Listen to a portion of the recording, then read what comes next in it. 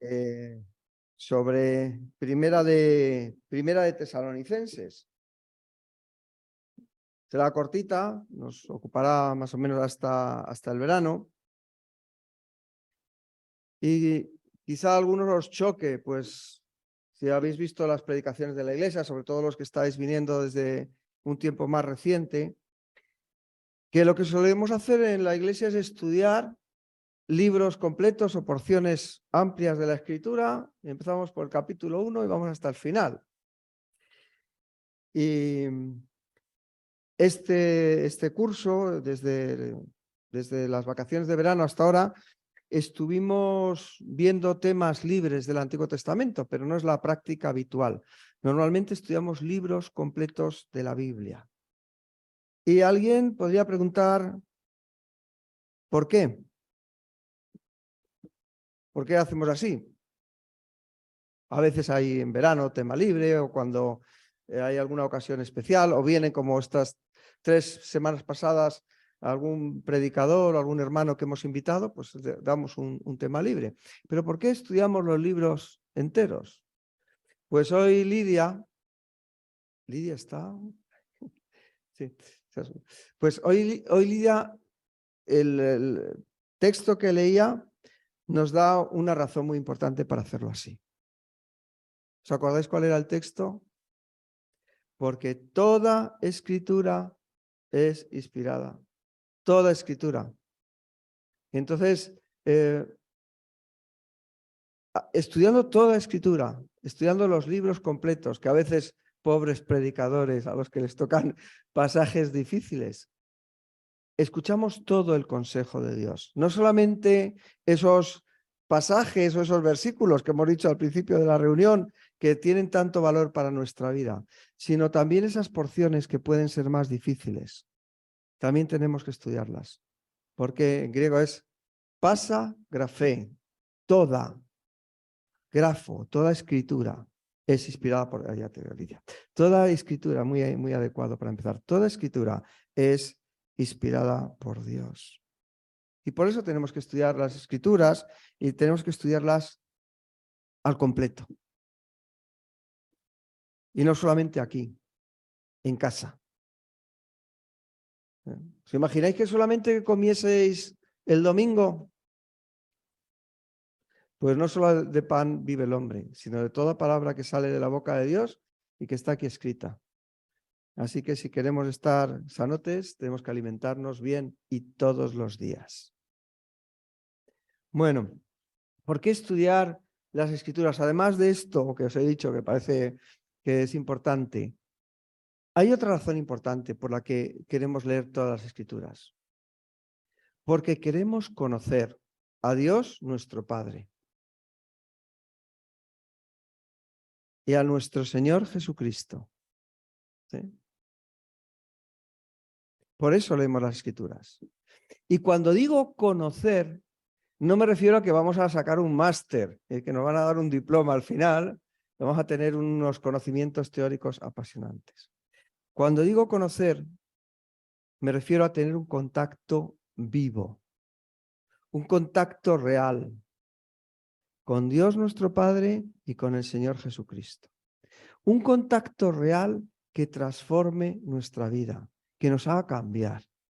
Así que vamos a leer Primera de Tesalonicenses, vamos a estudiar Primera de Tesalonicenses, porque queremos tener un contacto más íntimo con Dios, un conocimiento más profundo de Dios, pero conocimiento en ese sentido de relación, en el sentido que alguna vez hemos oído aquí, que aparece en el libro del Génesis, que conoció Adán a su mujer Eva y tuvieron un hijo. Conocer en ese sentido de tener un contacto íntimo, vivo y real. Bueno, pues os voy a presentar al autor, a ver si funciona esto, de la epístola. A mí me toca hacer la introducción. La parte difícil, pues les va a tocar a los demás, pero yo voy a hacer la parte fácil, que es introducir la epístola, y os voy a presentar al autor. Voy a intentar que conozcáis también quiénes eran esos destinatarios de la carta a los tesalonicenses, el motivo, la circunstancia en la que se escribió. Bueno, en realidad los escritores de la carta son tres: Pablo, Silvano o Silas y Timoteo. Son tres personas las que escriben la carta. Pero yo os quiero hablar del primero de ellos. Los otros son también dos personajes apasionantes y muy interesantes, pero quería hablaros de Pablo por algo de lo que estábamos hablando hoy. Quería haceros una pregunta. ¿Vosotros creéis que conocía el apóstol Pablo las Sagradas Escrituras? ¿Qué os parece? Totalmente, bastante bien, ¿verdad? Era un hombre, pues, muy religioso. Era un hombre, pues cuando él traza su historia, que nos cuenta pues, que era hebreo de hebreos, que era fariseo, que era conocedor de las escrituras, que había estudiado, aunque él era de Tarso, había estudiado con Gamaliel, un rabino muy importante. O sea que Pablo sin duda conocía las escrituras. Y claro, como era un buen conocedor de las escrituras, Pablo no podía entender, no le cabía en su cabeza, cómo un grupo de locos, lo iba a poner entre comillas, pero no, porque creo que tengo derecho a quitarle las comillas, un grupo de locos andaban por ahí afirmando y diciendo que un tal Jesús, un Galileo, que además había sido crucificado como si fuese un delincuente, pues estos tíos locos estaban diciendo que Jesús era el Mesías de Israel. Y esto una persona como a Pablo, que conocía también la Biblia, que conocía también las Escrituras, lo que nosotros llamamos el Antiguo Testamento, esto él no tenía manera de entender, ¿no? La Escritura dice que maldito es aquel que es colgado de un madero. ¿Qué decía esta gente? Estos locos, que a Jesús le habían colgado de un madero. O sea, que Jesús era maldito. Y si Jesús era el Mesías, que el Mesías de Israel era maldito. Pues esta gente no merecía ni pan, ni vino, ni agua.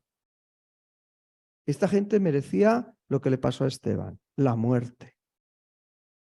Y Pablo cogió y empezó a perseguir a los cristianos, porque conocía la Biblia, conocía muy bien lo que decían las Escrituras.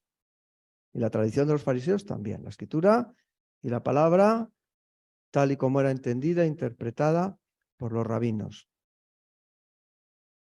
Y va y pide que le den un permiso para ir a perseguir a estos locos, incluso a Damasco. Este era Pablo de Tarso. ¿Para qué? Para destruirles. Pero cuando va camino a Damasco, algo pasa en el camino.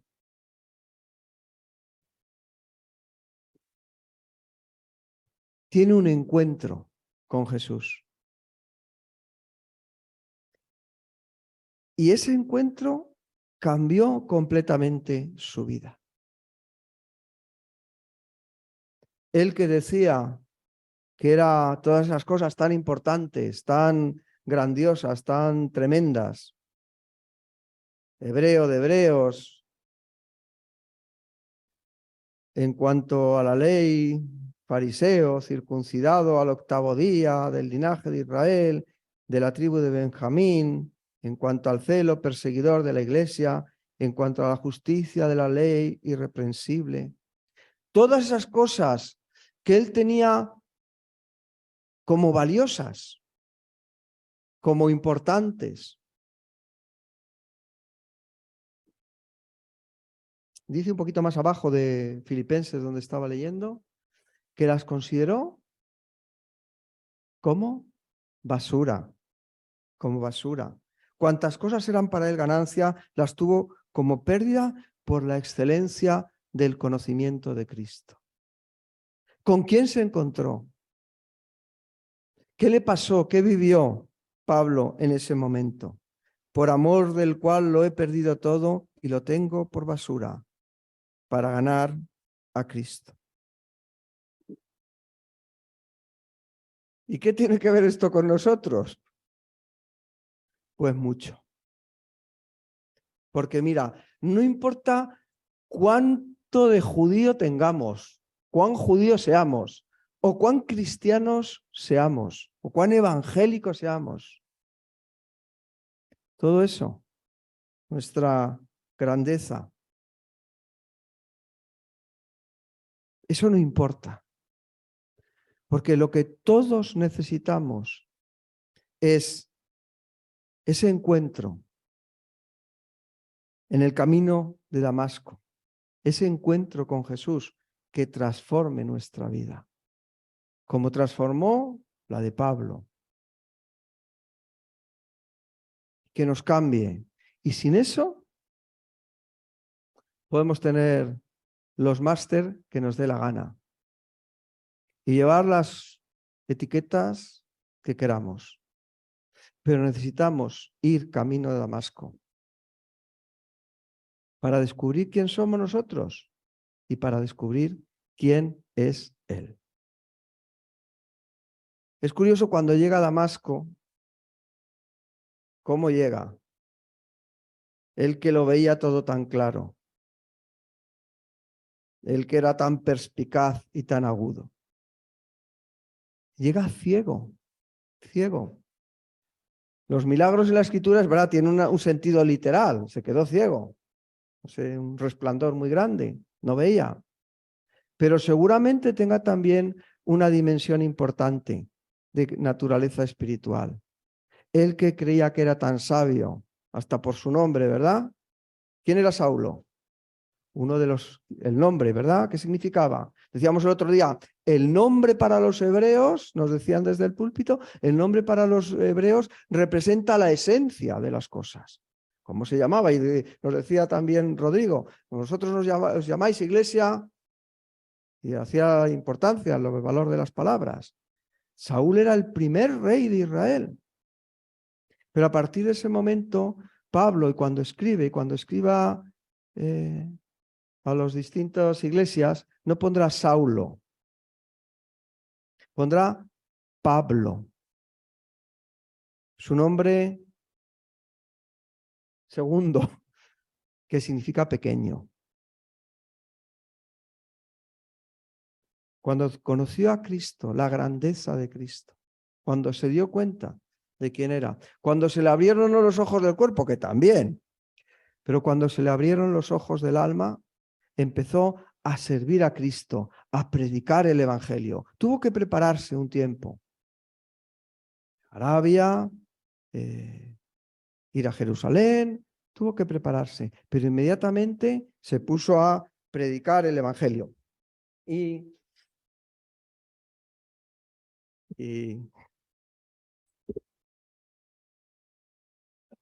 Stani, si no lo puedo mover yo, pasado tu anda. Va. No llega el poder y eso. Y entonces, desde Antioquía, él sale, este es el primer viaje misionero, aquí os pone los años, aproximadamente el año 44.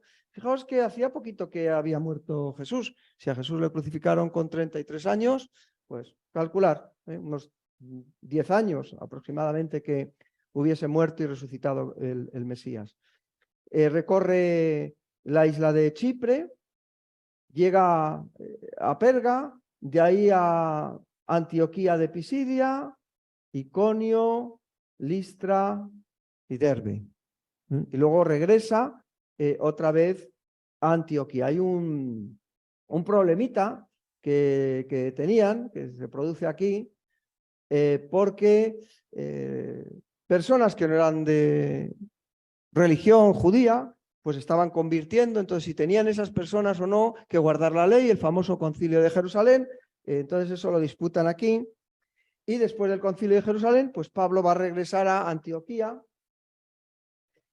y va a comenzar el segundo viaje, que aquí es donde vamos a encontrar la epístola a Timoteo, no, la epístola a los tesalonicenses está en este segundo viaje. parte de la ciudad de Antioquía, una ciudad muy importante, era la tercera ciudad del Imperio Romano, y es donde a los cristianos se les empezó a llamar con ese nombre, cristianoi, cristianos. Entonces, va a recorrer las iglesias que ya había establecido con anterioridad, o los lugares donde había estado con anterioridad. Entonces, como veis, recorre otra vez Derbe, Listra, Iconio, Antioquía, que qué raro, ¿no? Esta es Antioquía de Siria. Esta otra de aquí se llamaba Antioquía de Pisidia.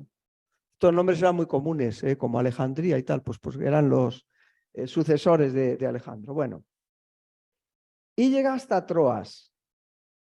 En Troas tiene una visión, la visión de un hombre macedonio que le dice que venga a ayudarles. Pues no sabía muy bien a dónde ir, pero en esa visión del macedonio, Dios le va a dirigir para que cruce y pase de Asia, esto se llamaba Asia Menor, para que pase a Europa.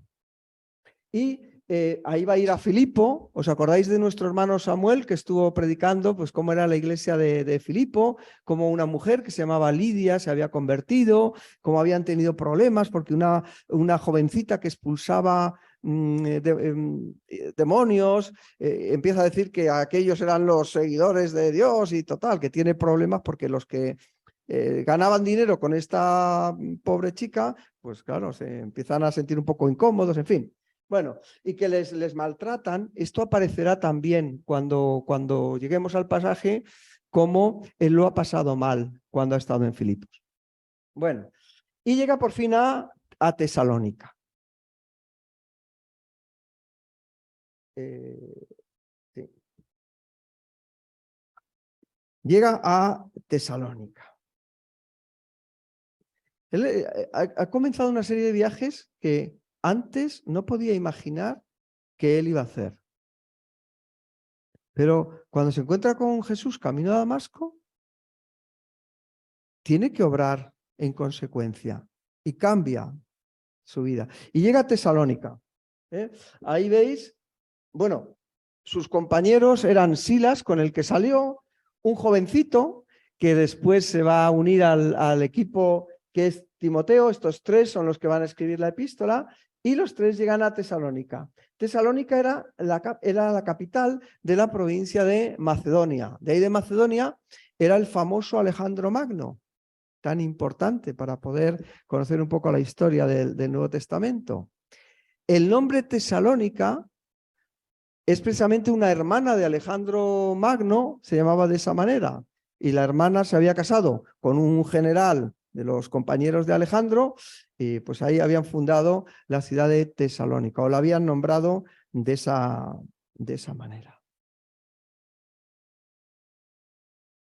Pensad que es un lugar que no tiene noticia ninguna de Jesucristo, que es una ciudad helenística, dentro del Imperio Romano. ¿Creyentes? ¿Pocos? Ninguno. Y llega el Evangelio a Tesalónica. ¿Tiene esto que ver algo con nosotros? ¿Recuerdas el día que el Evangelio llegó a tu vida? Es que también el Evangelio llegó a tu vida. Y ese mensaje transformó tu vida, transformó tu existencia, te dejó igual. Pues un día el Evangelio llegó a los tesalonicenses y les transformó y les cambió muchísimo. Lo vamos a ver. Quiero que leamos las circunstancias en las que el Evangelio llegó a los tesalonicenses. Pero no quiero que olvides las circunstancias en las que el Evangelio llegó a tu vida, porque las circunstancias son importantes. Porque Dios nos habla en nuestras circunstancias. Porque tú estás aquí ahora y Dios lo sabe. Y Dios trabaja contigo aquí y fuera de aquí, y en las circunstancias concretas de tu vida. Y ahí es donde Dios va a operar también en tu vida. Y si aún no has tenido esa experiencia de que Jesús ha llegado a tu vida, pues te animo a que sigas buscando, que quizá te vas a tropezar con él camino de Damasco, o quizá hoy llega el Evangelio a ti como llegó a los tesalonicenses por primera vez, y Cristo toca tu vida, y Cristo te cambia, y Cristo nos cambia. Bueno, pues vamos a ver cuál es el contexto en el que llegó el Evangelio a los tesalonicenses. ¿Lo he pasado yo? Vale, es que me estoy equivocando de botón. Bueno, pues está en el libro de los Hechos, capítulo 17. Entonces, vamos a ver quiénes eran estos destinatarios del mensaje de Pablo y cómo llegó el Evangelio a ellos. Dice el versículo 1 del capítulo 17, dice, pasando por Anfípolis y Apolonia, llegaron a Tesalónica, donde había una sinagoga de los judíos. Y Pablo, como acostumbraba, fue a ellos y por 3 días de reposo discutió con ellos. Por favor, tenerlo presente, es muy importante. ¿Dónde fue Pablo? A la sinagoga. ¿Dónde iba Pablo normalmente cuando iba a una ciudad? Si había sinagoga, a la sinagoga. ¿Os acordáis que seguramente en Filipos no, pero porque se necesitaba un número de varones y entonces habló con una mujer judía que estaba por allí fuera? Pero cuando llegaba, lo primero que hacía era ir a la sinagoga. Y muy importante, luego cuando estudiamos la epístola durante este mes y un poquito, ¿cuánto tiempo estuvo Pablo en Tesalónica? Esto es muy, muy, muy importante. Y es muy interesante. Ya todavía no os dais cuenta, pero ya lo vais a ver, lo vais a tocar con vuestras manos, como decía uno de mis profesores. ¿Por cuánto tiempo estuvo Pablo enseñando? Enseñó 3 días, 3 sábados. Luego, ¿cuánto tiempo estuvo Pablo en Tesalónica? 3 semanas. ¿Cómo era Tesalónica? Una ciudad romana importante, capital de una provincia. Mucho conocimiento. Tenían mucho conocimiento. Hombre, la sinagoga tendría mucho conocimiento del Antiguo Testamento. ¿Del Nuevo? Muy bien, Joaquín. No existía. 0 patatero. O sea, que no les pudo dejar una copia del Evangelio de Juan. Imposible. Mucho, mucho no sabía esta gente. Es más, seguramente esta epístola que vamos a leer sea el primer escrito del Nuevo Testamento. El primer escrito que se escribió del Nuevo Testamento. Primero nos aparecen los evangelios, ¿verdad?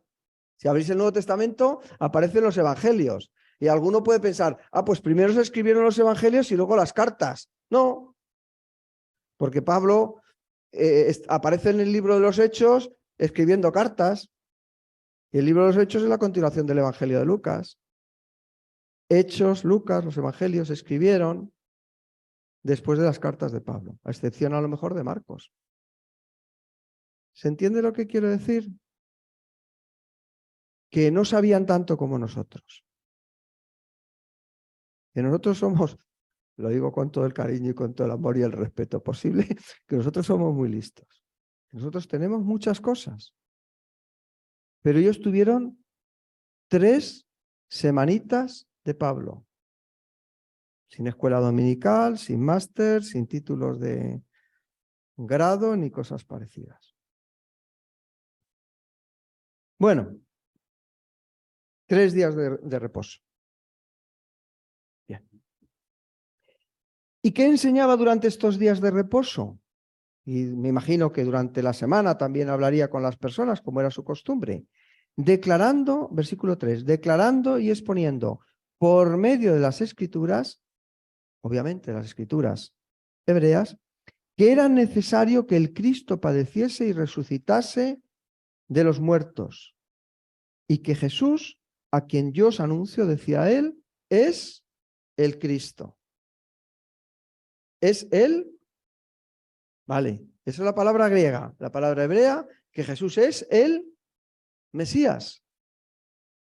Esto es lo que estaba diciendo Pablo, que había venido el rey, que había venido el que los judíos esperaban,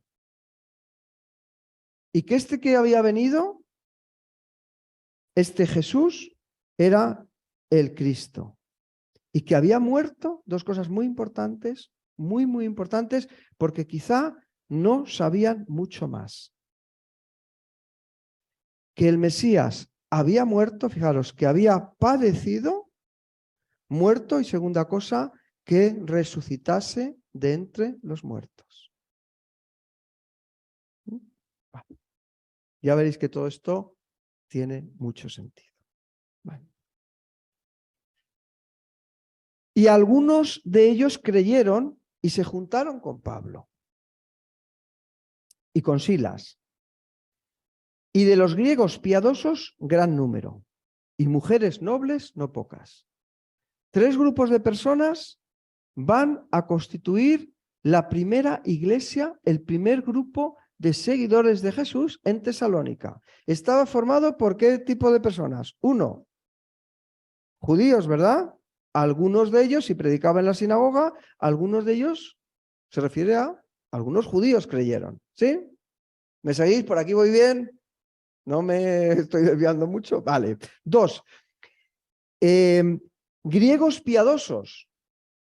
Es decir, personas que a lo mejor tenían cierta simpatía o personas con las que Pablo habló fuera de la sinagoga, pero que eran personas piadosas, también se juntaron. Y un tercer grupo, que es un grupo aparte, por lo menos aquí lo pone, y mujeres nobles, no pocas. Una iglesia grande, un grupo grande, algunos de ellos creyeron, suficiente. No dice grande o pequeño, algunos de ellos.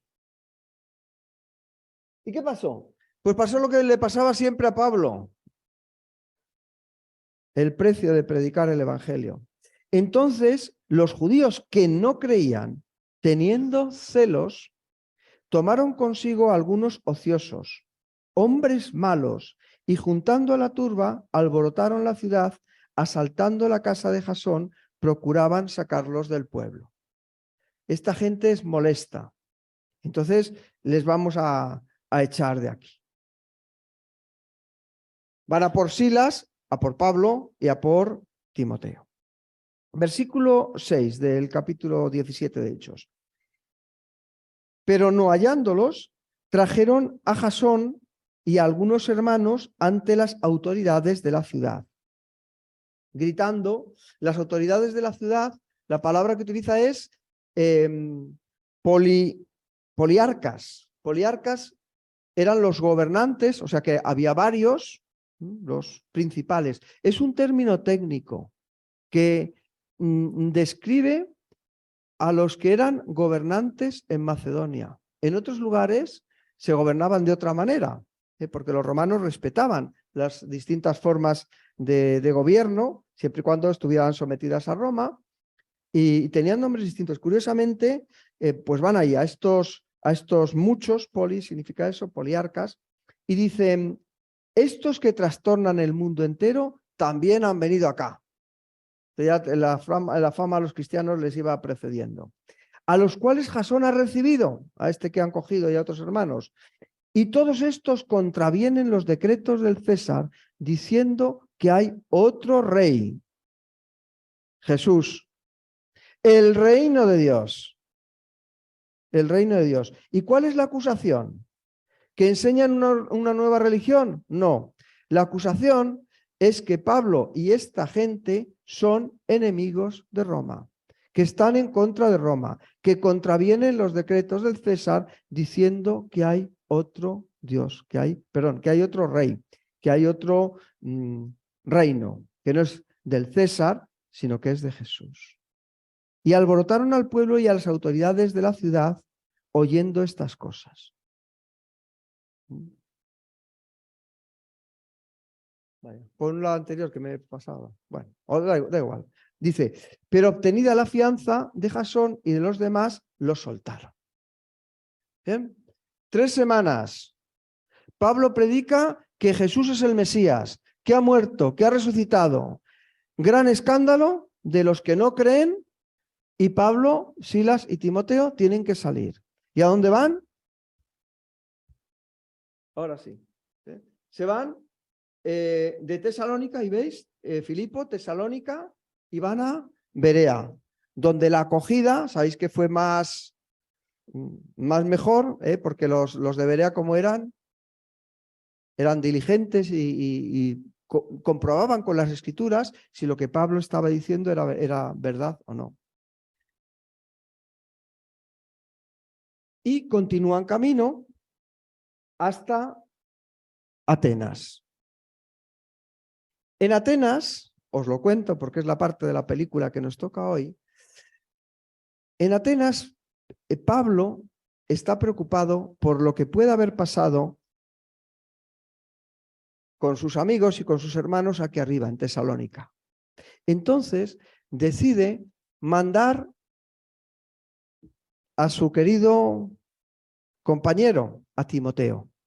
Entonces, Timoteo, cuando Pablo y Silas están aquí en Atenas, Timoteo se va a Tesalónica. Esto es importante porque nos aparecerá en la carta, así que pues que no os perdáis, aunque el predicador tendrá seguramente que repasarlo.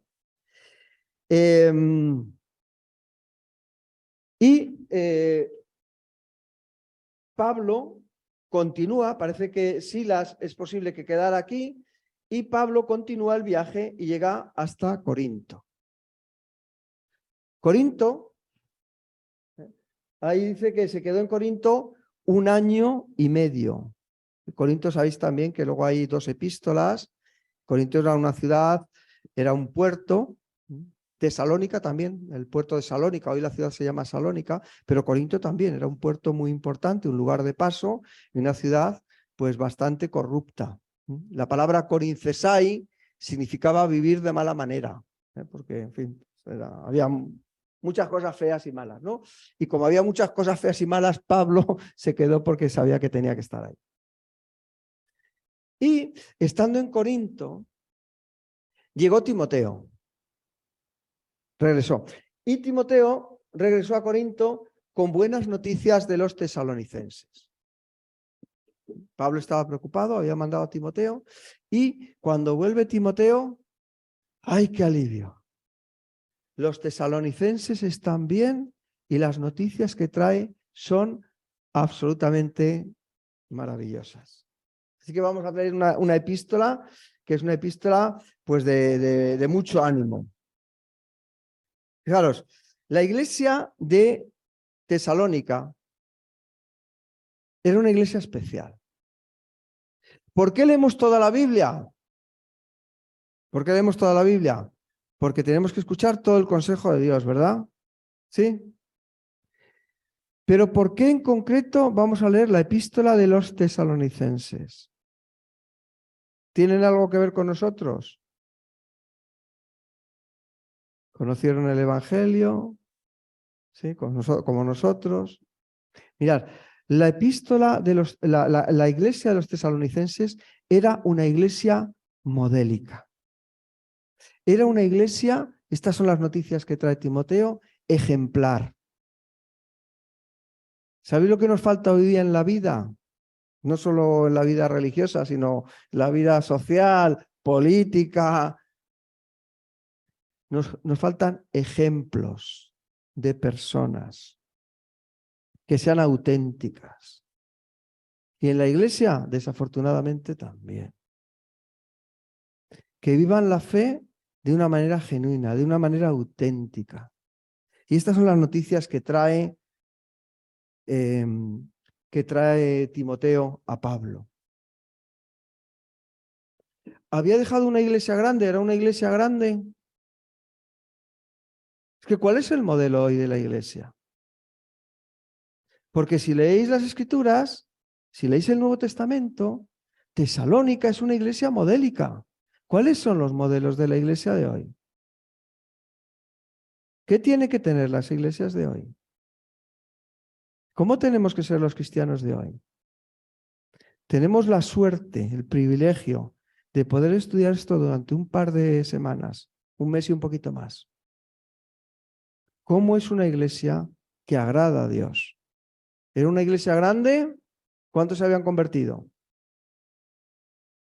Era una iglesia pequeñita, había dejado muy poquitos. ¿Era una iglesia perfecta? No. ¿Sabía mucho? No. Pero una de las cosas que vamos a leer es que su fama se había extendido por toda Macedonia, claro, Tesalónica era la capital, y por toda Acaya. La capital de Acaya era Corinto, que es donde estaba Pablo. O sea, la fe de esta pequeña iglesia se había difundido en 2 provincias de Roma, Acaya y Macedonia. Y no sabía muchas cosas, no era perfecta.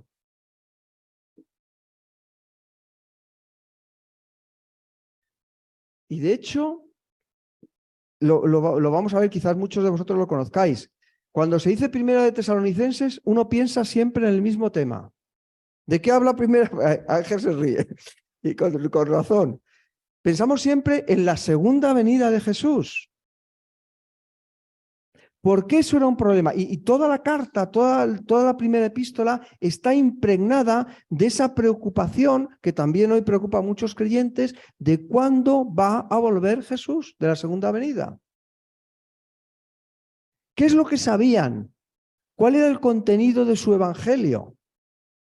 Que Jesús era el Mesías, por tanto el rey, que había muerto, para resucitar tiene que morir, que había muerto y que había resucitado. Pero el Mesías, ¿a qué había venido a este mundo? ¿Qué iba a traer el Mesías? ¿Salvación? Sí, para todos. Y el reino, el Mesías, nuestro Jesús, lo cantamos de vez en cuando, Jesús es el rey. Entonces, el Mesías iba a traer el reino. Entonces, vale, muere, resucita, asciende al cielo, y entonces, ¿qué pasa? Es glorificado, exaltado, el Padre reconoce su sacrificio, ¿y ahora qué? Ahora tiene que volver. Y tiene que volver ya. Bueno, si es el Mesías, ¿a qué vamos a esperar? Entonces, los tesalonicenses, con el conocimiento que tenían, estaban esperando lo más lógico que podían esperar. Es que Jesús iba a regresar pronto. Nosotros también creemos que Jesús, yo por lo menos creo que Jesús va a volver pronto. Pero ellos dicen, y mientras tanto, intentar verlo con los zapatos, ponerlo en los zapatos de ellos, en la piel de ellos. Y mientras tanto, ¿qué pasa con los que han muerto? Vale, cuando Pablo vino aquí y nos predicó el Evangelio, mi abuelo creyó en el mensaje de Jesús, que Jesús era el rey, pero mi abuelo se ha muerto, y entonces el reino no lo ve. Y Pablo tendrá que explicar estas cosas que transcurren a lo largo de toda la carta, que los pobres tesalonicenses no sabían. Nosotros somos mucho más listos que ellos. Si no, pues mira cuántos libros se publican de escatología. Sin embargo, ellos, que no sabían tanto, son una iglesia que son ejemplo. Una iglesia que ha llegado a llevar el mensaje de Jesús a toda la provincia de Tesalónica y Acaya. ¿Qué pasará con los muertos? Se preguntan, ¿no?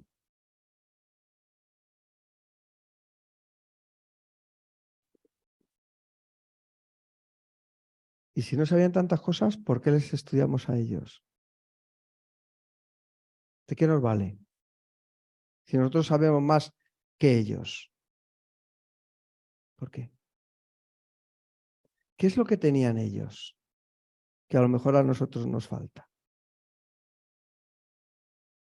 Eran un ejemplo, por eso les tenemos que estudiar. Porque tenían pasión por Jesús. Porque lo que querían era verdad, y era verdad en su vida. Y sabían poquito, pero lo poquito que sabían hacía que fueran ejemplo. Y por eso me gusta tanto esta epístola para nosotros, aquí y ahora. ¿Somos muchos? No, a mi modo de ver, no. Somos poquitos. No está mal, ¿no? Está bien. Cuanto más crecen las iglesias, más problemas traen. Da igual que sean grandes, que seamos grandes o pequeños, no se dan los números. Lo importante es que tengamos pasión por Cristo. Eso es lo importante. Y que seamos ejemplo, y que seamos luz y sal de la tierra. Eso es lo que verdaderamente importa. O sea, que no, vamos a suponer que no somos muchos, aunque alguno podría discutir, lo que estamos bien, ¿no? ¿Somos perfectos? Vaya, tampoco. ¿Y nos quedan muchas cosas que aprender?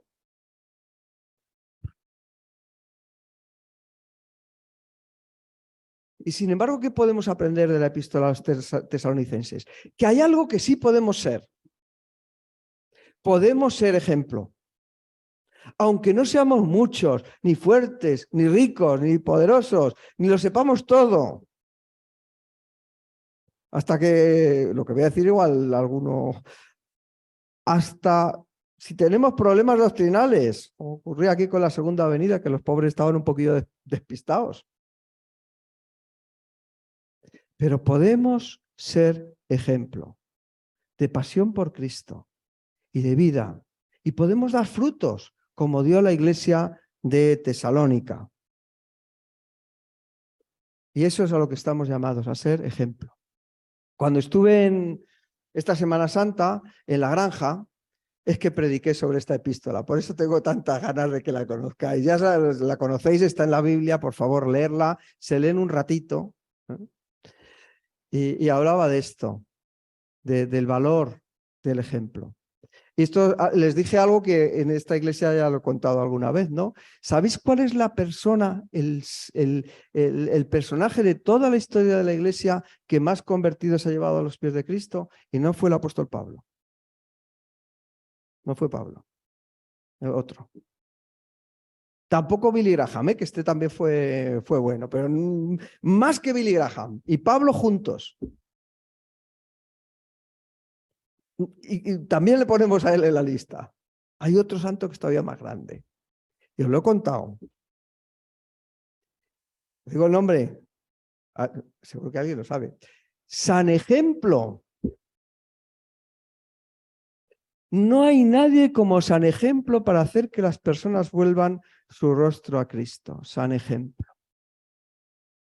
Entonces, cuando daba las charlas, les conté lo del San Ejemplo, ¿no? Y luego, pues tenían los grupitos, ¿no? de discusión para hablar. Y me acuerdo de algo que dijo un hermano. Y le dije, Charlie, cuando yo cuente esto, que lo tendré que contar, voy a decir que el copyright es tuyo, que esto fue una aportación tuya. Y Charlie dijo, a mí lo que más me ha llamado la atención de todo esto es lo del ejemplo, o sea, que se quedó con lo esencial, con la importancia. Y he decidido, este era el invento de Charlie, he decidido que voy a comprar un espejo grande y lo voy a poner en mi casa. Ahí, al final del pasillo voy a poner un espejo. Y debajo del espejo voy a poner un rótulo. No ser ejemplo. Debajo del rótulo del espejo pone San Ejemplo. Y esto es lo que me gustaría que pasara aquí. Que cuando miremos la epístola a los tesalonicenses, veamos nuestra cara. Y el invento de Charlie, porfa, ponerlo en práctica. O pensadlo por lo menos. Si seríamos capaces de aceptar este reto, este desafío, de poner un espejito en nuestra casa y sabiendo quién fue San Ejemplo, este personaje tan importante de la historia de la Iglesia, poner debajo del espejo San Ejemplo. Que el Señor os bendiga.